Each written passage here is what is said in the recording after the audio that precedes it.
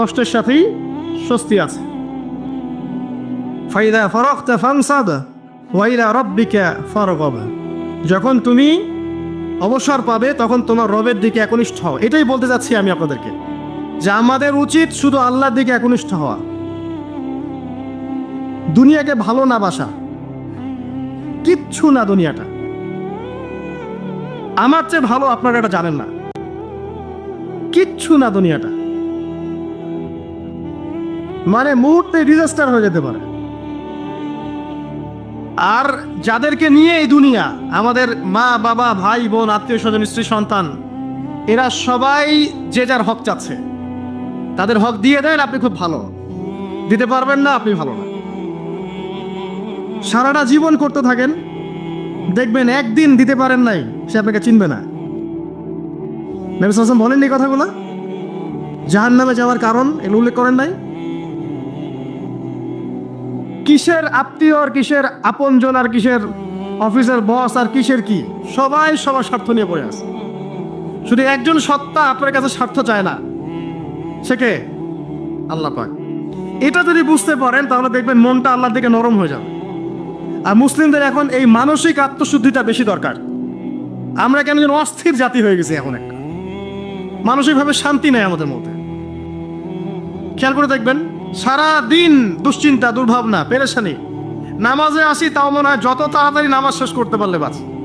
5 minute 4 রাকাত নামাজ, আর ইমাম যদি ভুলে 10 মিনিট পড়ায় তো চাকরি নট। খতিব খুতবা দিবে 30 মিনিট ঘড়ি ধরে বলে দিবে, ভুলে যদি 10 মিনিট বেশি দিয়ে ফেলছে। আজকে আসছেন ভালো কথা, হাদিয়া নিয়ে যান, পরের দিন আর আসেন। অস্থির। অস্থিরতার কারণ দুনিয়ামুখিতা, আল্লাহ থেকে দূরে থাকা। অস্থিরতার কারণ কোরআন থেকে দূরে থাকা।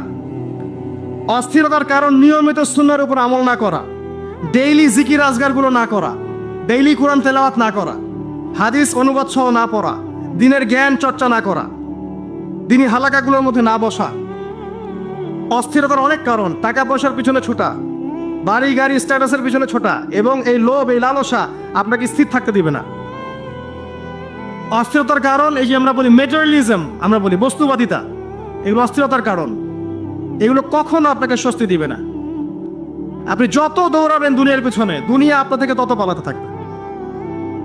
আর আল্লাহ পাক বলেছেন, হে আদম সন্তান, আমার ইবাদতের জন্য সময় বের করো, আমি তোমাকে 2টা জিনিস দিব। 1 নাম্বার, তোমার হাতকে আমি সচ্ছলতা দিয়ে ভরে দিব, আর 2 নাম্বার, তোমার সমস্ত অভাব আমি দূর করে দিব।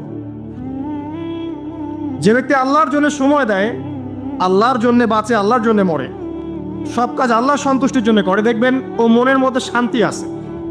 হয়তোবা তার 5 তলা 10 তলা বাড়ি নাই, BMW নাই, সুজুকি জিক্সার নাই, তারপরে দেখবেন সে অনেক শান্তিতে আছে, কারণ তার মনের মধ্যে একটা প্রশান্তি কাজ করে। আর যে ব্যক্তির মধ্যে দেখবেন আল্লাহর কনসিয়াসনেস নাই, ইবাদত নাই, কোরআন সুন্নাহ এগুলো কিচ্ছু নাই, দুনিয়ার সব আছে, দেখবেন ব্যাংক ব্যালেন্স, টাকা পয়সা, মনে শান্তি নাই। সে জামানায় 2 শ্রেণীর মানুষ আসবে, আমি এদেরকে দেখি না। নবীজি দেখেন নাই মানে 1400 বছর আগে ওরা ছিল না।